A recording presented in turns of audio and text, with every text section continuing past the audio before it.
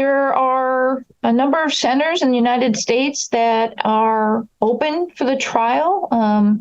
NYU is currently the leading enrolling site, closely followed by Mayo Clinic. Other centers that are open or are opening are UCSD, UCLA, Moffitt Cancer Center, Seattle Cancer Care Alliance, to name a few.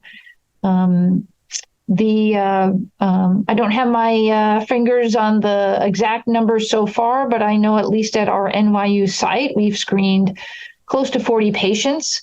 And we have had 2 patients who have undergone leukapheresis, with another 1 or 2 being lined up. And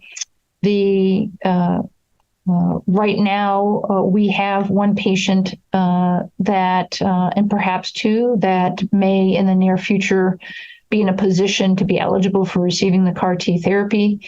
And we're excited to see how that unfolds.